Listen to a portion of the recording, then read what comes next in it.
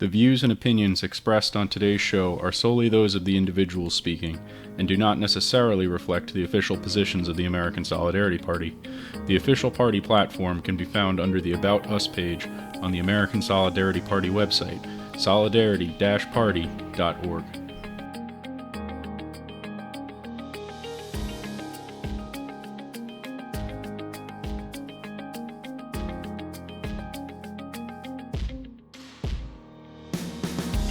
You're listening to The Pelican Brief, the official podcast of the American Solidarity Party, a show dedicated to promoting the common good on common ground through common sense.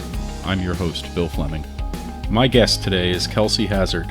Kelsey is a pro-life activist and the president and founder of Secular Pro-Life. Today, Kelsey joins me to discuss the pro-life movement from a secular perspective.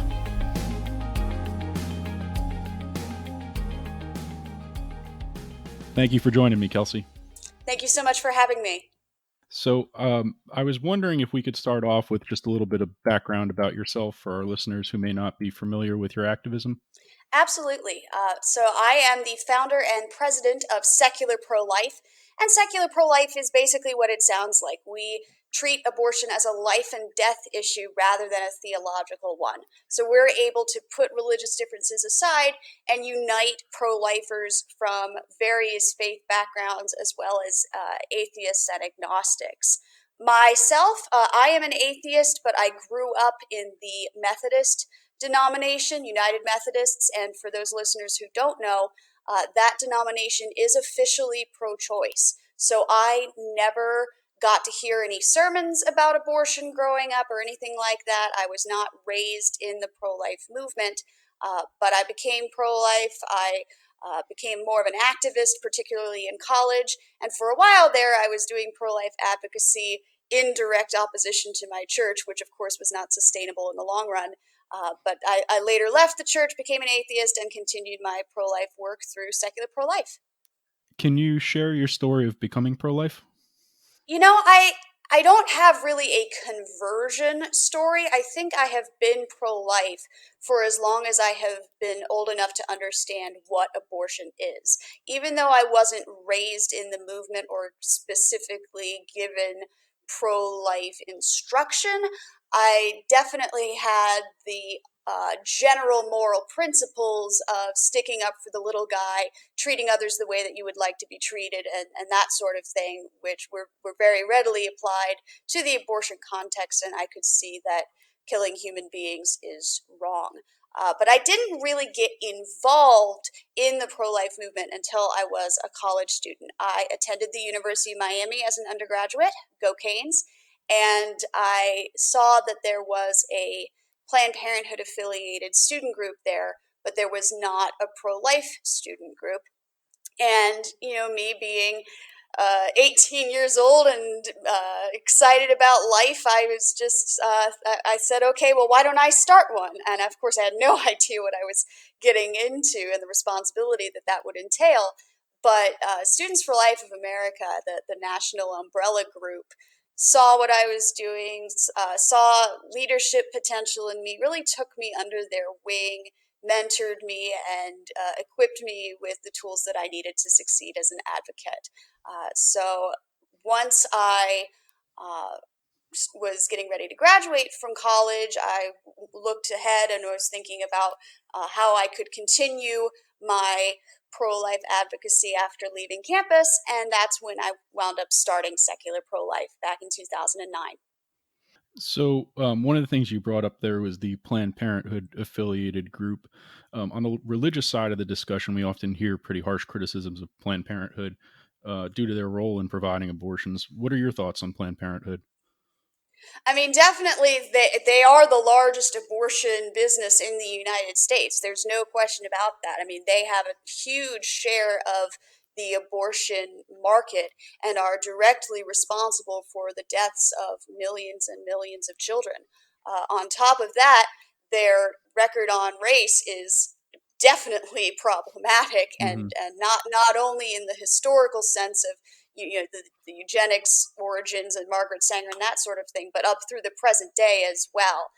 So I definitely have a lot of problems with Planned Parenthood, and some of the services that they provide, the legitimate women's health services, things like contraception, pap smears, STD testing and treatment. Nobody opposes those things, but they are better provided by deserving clinics like federally qualified health centers, places that can give quality health care to people in need without killing babies. Do you have any knowledge of the history on that and how abortion became a quote unquote women's health issue?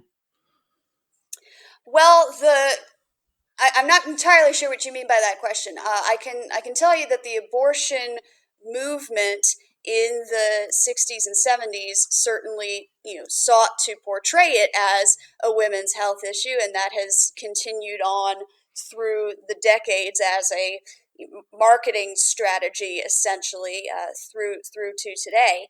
And you can say the same thing about the framing of abortion as a religious issue. If any of your listeners are unfamiliar with Bernard Nathanson, he was a physician, he was an abortionist, he was an atheist, and he was a co founder of what is now NARAL, the abortion supporting group. He later became pro life in the 80s thanks to ultrasound technology, making it impossible for him to continue denying the reality of life in the womb. And after coming over to the pro life side, he started publishing articles and books giving his insight into what he had seen and experienced back when he was an abortion supporter, and giving the inside scoop on what was happening there. And he spoke very openly about the fact that they wanted to make it an anti-Catholic thing. Anti-Catholic prejudice was certainly prevalent at that time in American history, and they wanted to exploit that by painting the pro-life movement as just a bunch of fuddy-duddy bishops and clerics, and oh, they're so backwards and we're so enlightened, even though of course it was the abortion supporters who were ignoring basic biology. So that framing, the reason that even today it's treated like a religious issue is because that's how the abortion industry wants it to be treated. And I think it's very important for pro-life advocates to be able to make the fully secular case against abortion so we don't fall into that trap. Yeah, and I think that a lot of the time pro life individuals will get accused of trying to push their personal beliefs or morality onto others, sometimes explicitly their religious beliefs. And so going down that road of talking about secular resources, what advice or resources would you have for religious people to look into, research, get familiar with in order to have that conversation from a secular perspective? Well, certainly Secular Pro Life itself is a leading resource on that. You can go to our website, secularprolife.org. You can find us on Facebook, Twitter, Instagram, all the usual social media haunts. And we are always happy to help people improve their conversations. Another fantastic resource is the Equal Rights Institute. I'm on their advisory board. They do a lot of the philosophical work to prepare you for whatever thought experiment is popular among abortion supporters at the moment, following sort of the trends in those debates and conversations. Those two resources, I think, would be the best ones. And more generally, I think it's important to know that when we talk about imposing your beliefs or imposing morality, every law that's ever been enacted is an imposition, of course, and nobody thinks that laws against theft violate church-state separation just because there happens to be a commandment against theft in the Hebrew Bible. That's absurd. So it's not enough to just say, oh well, Christians oppose abortion, therefore any anti-abortion law must be Christian. That is a logical fallacy. So you can value church-state separation. You can say that that there's a separate sphere for government versus religion while still supporting laws that protect children in the womb. I know you shared a study recently that surveyed biologists and showed a consensus of biologists believe that life begins at fertilization. If I recall correctly, it included almost 70% of atheist biologists and 70% of pro choice biologists. It would seem we have a scientific consensus on the topic, and yet many people are resistant to accepting it.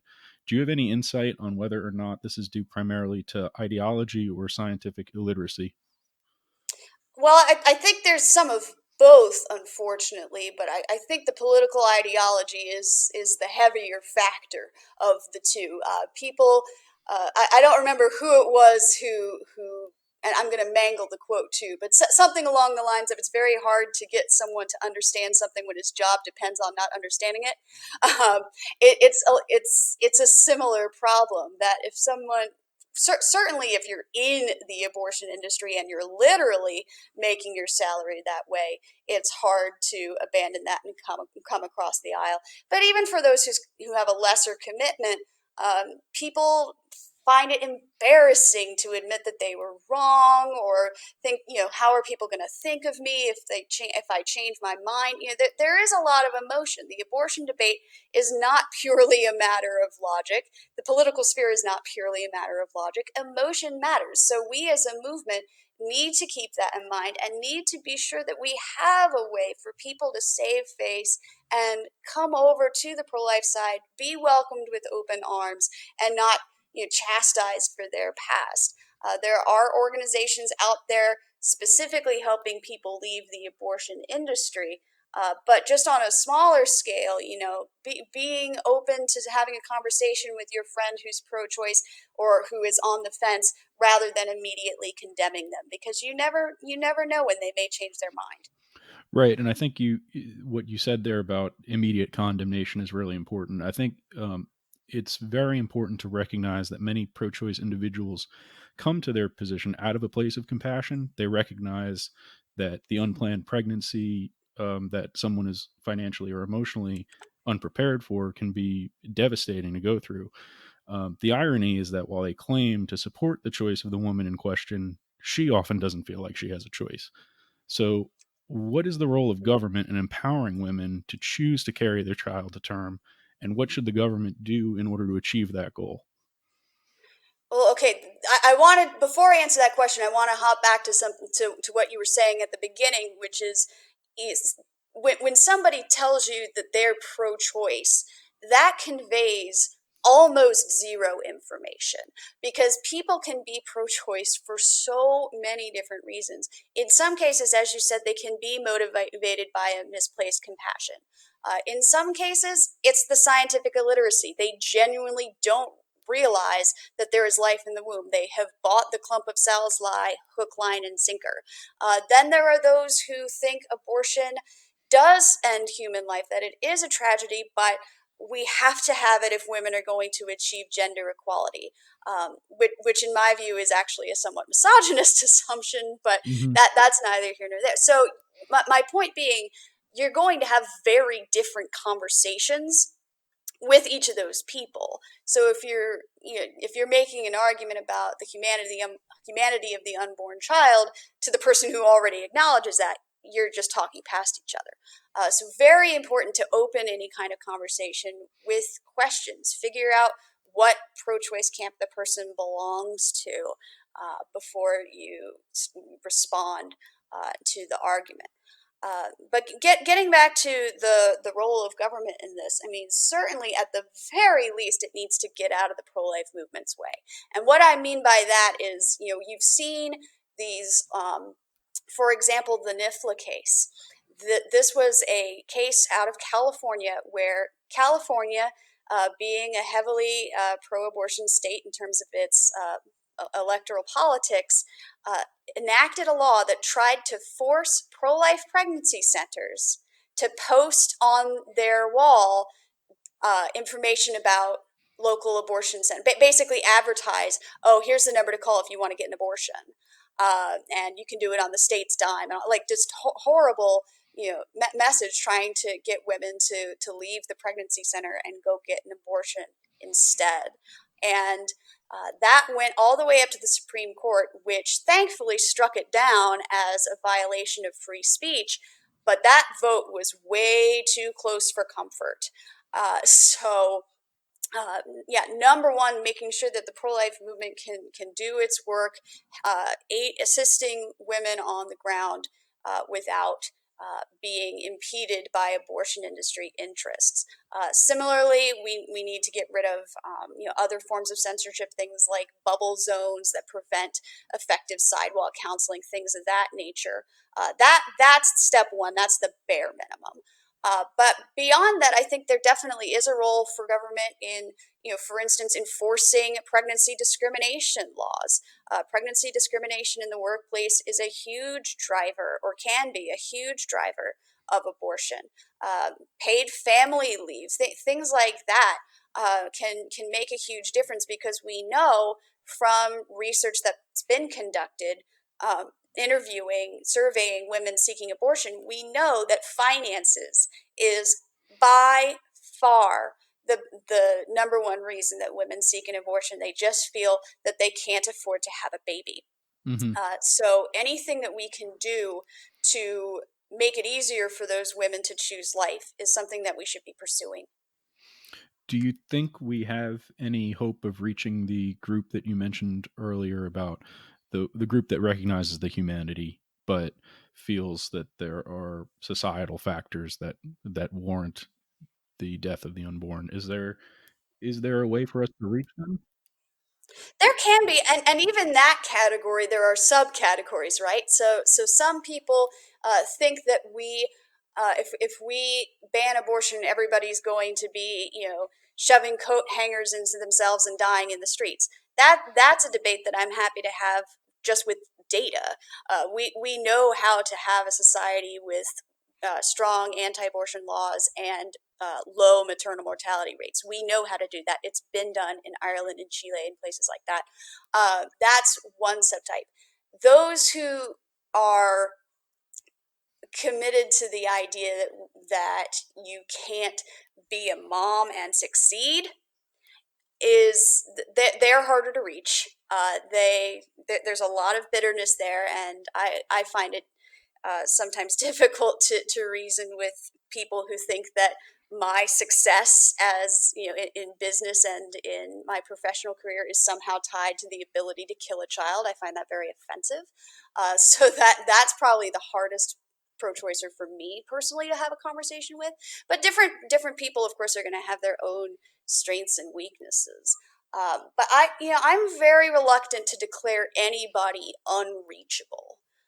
I'm not, certainly if somebody's trolling you on the internet and the conversation is unproductive, feel free to walk away. But that doesn't mean that that person is a hopeless case.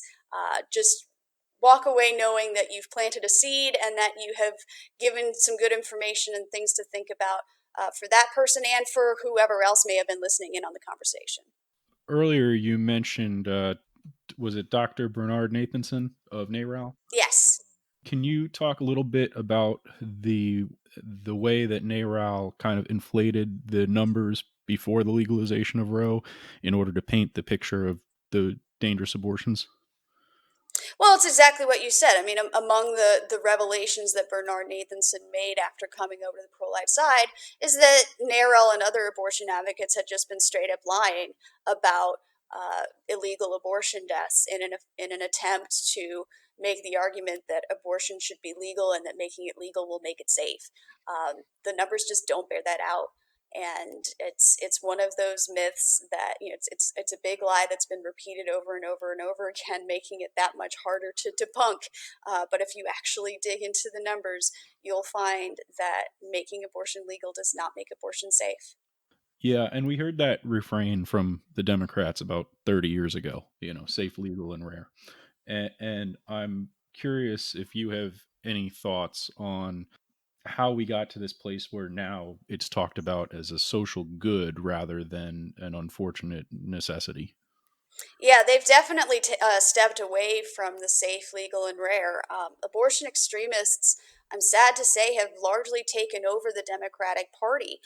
There are some shining exceptions to that rule, especially in Louisiana. Louisiana is fortunate to have a fantastically bipartisan pro-life movement, and in fact, the the Louisiana abortion law that was sent up to the Supreme Court just recently was authored by a pro-life Democrat in their state legislature, State Senator Katrina Jackson.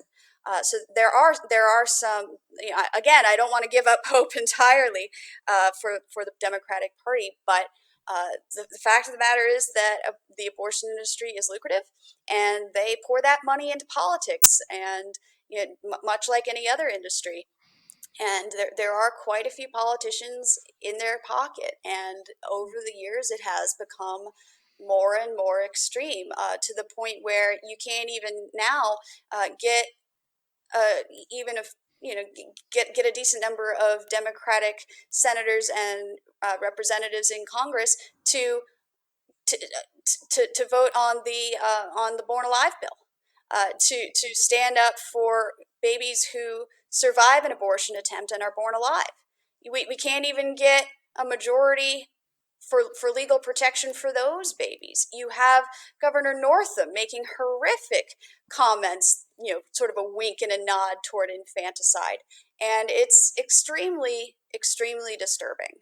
Yeah, and I think a lot of people will look to the Supreme Court. That's what Donald Trump ran on, and that's really what every Republican runs on every 4 years. But I mean, with respect to the Louisiana bill you brought up, that was identical to the Texas bill that appeared before the court several years ago. And at the time, the four conservative justices struck down the Texas bill. Anthony Kennedy, who was a swing vote, voted with the more liberal justices. And then with Louisiana, after Kennedy retired, it was now Roberts, and Roberts had switched his vote on what Right. was essentially an identical bill. And so, there's a lot of conservatives as well who are becoming more disaffected with if the Republican Party means what it says when it talks about the pro-life issue. I think Justice Roberts was a coward to do that, and I wonder how we can have any kind of peaceful change in the United States if the Supreme Court's interpretation of stare decisis is so rigid that it can never admit a mistake. Mm-hmm. There is such a lack of humility from the Supreme Court, and it's pushing the nation to the breaking point. I don't know where we go from here. And for context, this episode is being recorded the day after Justice Ginsburg's death. So there is a great deal of uncertainty with respect to the court, and I certainly don't have a crystal ball for what may happen next. But I think the 2020 election has become a referendum on the Supreme Court, and more specifically on Roe v. Wade. And I think there are certain players that want it to be that. They that's how they turn out their voter base. Yeah. So, I mean, not obviously, but by all indications, Justice Ginsburg's death was natural. I don't mean to get into any kind of conspiracy theory. No. But I understand what you're saying in a more general sense. Yes. right. Yes. That if they could, they would potentially hold it open as a wedge issue. Right. The idea that that it's in Republicans' interest to keep Roe unsettled and not have it finally be overturned because it's like dangling a carrot in front of voters. I can appreciate that argument, and it's a tough situation for politically homeless pro-life people. I'll just say that. Secular pro-life, we're 501c3. We don't endorse candidates. I certainly have my concerns about Trump, and I've been vocal about them. But I cannot endorse a candidate for office either way. I can only note that I think voters who look to the Supreme Court are doing so for morally understandable reasons, and I am sympathetic to single issue Supreme Court abortion voters. I am sympathetic to them, and if politicians are taking advantage of them, shame on those politicians. Getting back to what we were talking about before with regards to reaching out to a more diverse group of people and trying to bring them into the pro-life movement. What do you think that the pro-life community needs to do a better job of reaching out to secular, agnostic, and atheist individuals? And this is a question that goes beyond the politics of the 2020 election or any election. Obviously, I mean the secular pro-life is an incredibly diverse organization, not only religiously but also politically. We have Solidarity Party members, we have Republicans, Democrats, Green Party, independent. I'm independent. We've got everything under the sun, and we're able to come together because we are so focused on defending unborn children and their mothers. But finding that unity is something that you have to work at every day, and that you're going to find yourself rubbing shoulders with people who are very different from yourself, which can be an incredible privilege. I've gotten to meet people I never otherwise would have met if I hadn't gotten involved in pro-life advocacy. But you've just got to be prepared and be able to see things from a different set of eyes. Practical tips, I would say, you have to be careful about making assumptions. This idea that if you're pro-life, you're Christian, the abortion industry has pushed that idea, or even if you're pro-life, you must be Catholic. Don't buy into that idea. I mean, the person you're talking to could be pro-life and atheist, pro-life and queer. Who knows? So be sure to have an open mind about that sort of thing.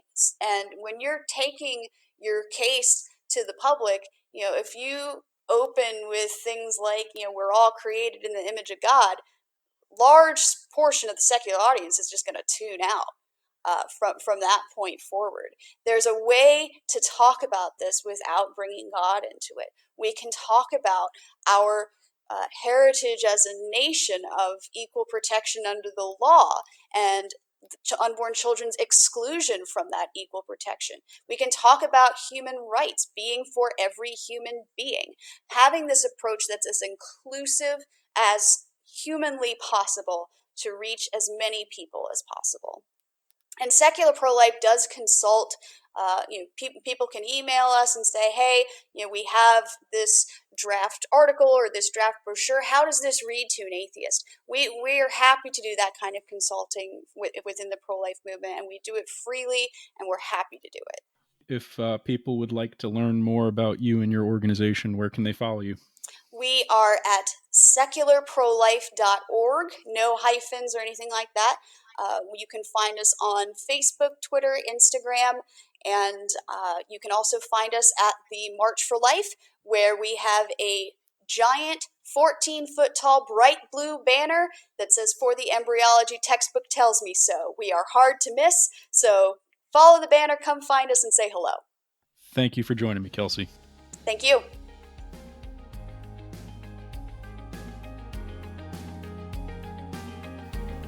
Thanks for listening. If you enjoyed today's episode, please share this podcast with your friends and family and subscribe so that you never miss an episode.